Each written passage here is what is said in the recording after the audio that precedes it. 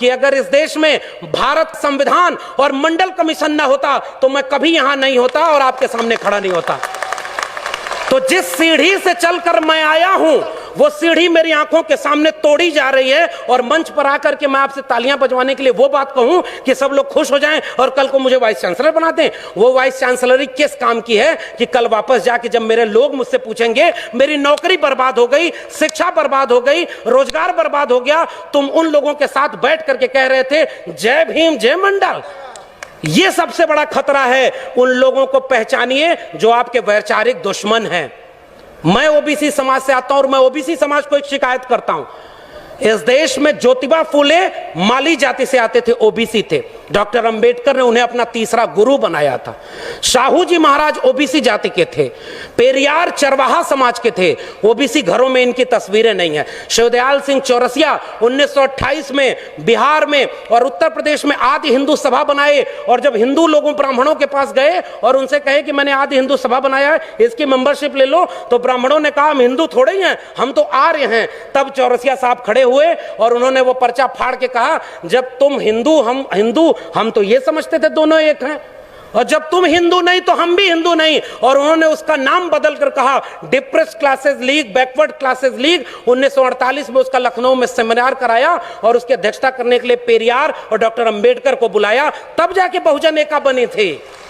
बस खतरा यह है कि उन लोगों को पढ़ने नहीं दिया गया। पनवाड़ी घरों में शिवदयाल सिंह चौरसिया का नाम नहीं है। मेरे अपने यादव घरों में पेरियार ललई सिंह यादव का नाम नहीं है। पेरियार ललई सिंह यादव ने क्या कहा था, मैं उनकी बात कह के रहा हूं। बलिदान न सिंह का होते सुना, बकरे बलिवेदी पर लाए गए, न काटे टेढ़े पादप गए, सीधों पर आरे चलाए गए, विषधारी को दूध पिलाया गया, विषहीन सदा तड़पाए गए।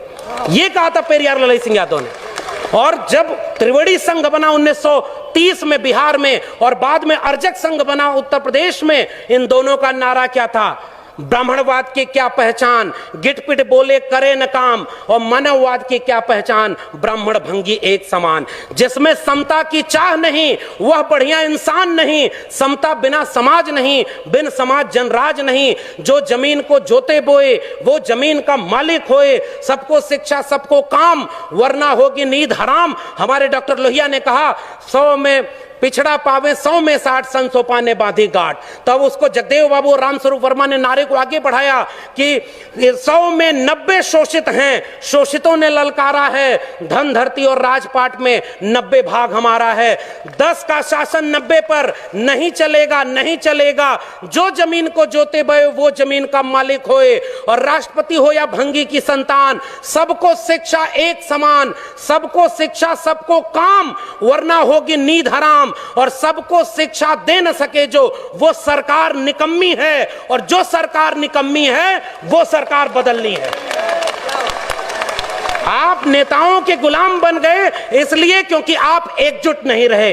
अचानक कोई नेता आके कहता है कि आप चलो हिंदू धर्म खतरे में है, अरे उससे रोक के पूछिए हमारा स्कूल और विश्वविद्यालय खतरे में है, तब तुम क्यों नहीं आए? मेरी नौकरी कोरोना में चली गई, तब तुम क्यों नहीं आए? हमारी अर्थव्यवस्था डूब गई, तब तुम क्यों नहीं आए? और 85% हिंदू तब बनाते हो जब मुसलमानों के खिलाफ दंगा कराना होता है। और उसके बाद दलित महिला थी, सुनिए, दलित महिला थी उत्तराखंड में, खाना बनाकर स्कूल के बच्चों को खिलाती थी, और दलित महिला की जाति देखकर सवर्ण बच्चों ने कहा हम खाना नहीं खाएंगे, तब हिंदू धर्म खतरे में क्यों नहीं आया? यह मेरा सवाल है। उस महिला की जाति देखते हो क्योंकि वो दलित है इसलिए हम खाएंगे नहीं? पूछिए उन लोगों से 2 अप्रैल के भारत बंद के दिन वो लोग कहां थे जो केंद्र से लेकर के राज्य में सत्ता में बैठे थे और दलित सीटों पर चुन करके गए थे? पूछिए उन लोगों से 13 पॉइंट रोस्टर आया तो वो कहां थे? पूछिए उन लोगों से नई शिक्षा नीति के नाम पर जब सब बेचा जा रहा है, और आज आप कह रहे हो पाकिस्तान कब्रिस्तान। इस देश में हिंदू मुस्लिम की आग तब लगाई जाएगी जब दलित पिछड़े आदिवासी बच्चे अपनी शिक्षा और रोजगार और स्वास्थ्य की बात करेंगे। आज इस देश में एक दलित को राष्ट्रपति बना दिया गया और हाथरस में बेटी को पेट्रोल डाल के जला दिया, तब उस राष्ट्रपति की क्यों जबान खोली? यह सच पूछना जरूरी है। और आपने मुझे आमंत्रित करने का जोखिम लिया था, मैं अपना काम करके जा रहा हूं। आपने ये बात जो कही थी, ऐसे मंचों पर आप हमें नहीं भी बुलाएंगे तब भी भारत के संविधान और मंडल कमीशन ने एक नौकरी दे दी है, हम वहां गुजारा कर लेंगे, हमें आपका वोट नहीं चाहिए। लेकिन मैं चाहता हूं कि इस मंच से घर जाने के बाद ये महिलाएं और बच्चियां, ये नौजवान अपने घर में अपने बाबूजी से पूछें कि आप तो धर्म को बचाने गए थे, मेरी शिक्षा, मेरी रोजगार, मेरी नौकरी और मेरे देश को बेचने वालों के साथ क्यों खड़े थे? ये सवाल आपसे पीढ़ियां पूछेंगी।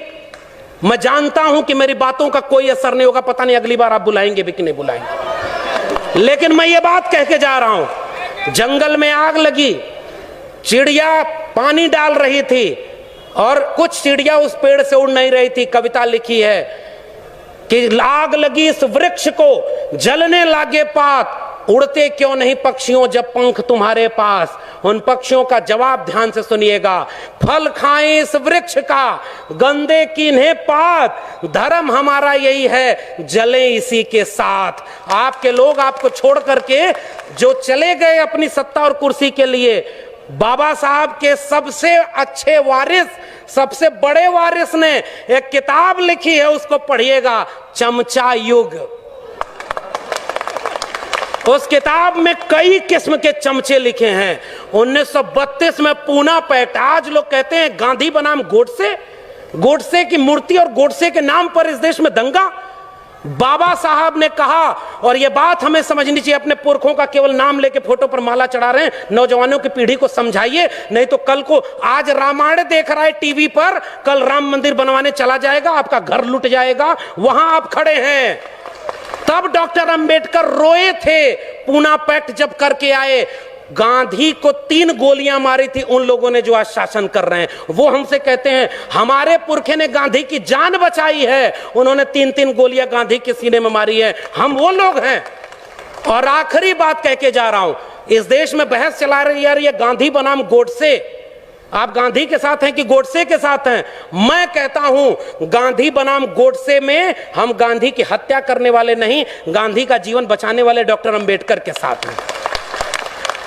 पेरियार ईवी रामास्वामी नायकर और गांधी की बहस में हम पेरियार के साथ हैं, भगत सिंह और गांधी की बहस में हम भगत सिंह के साथ हैं।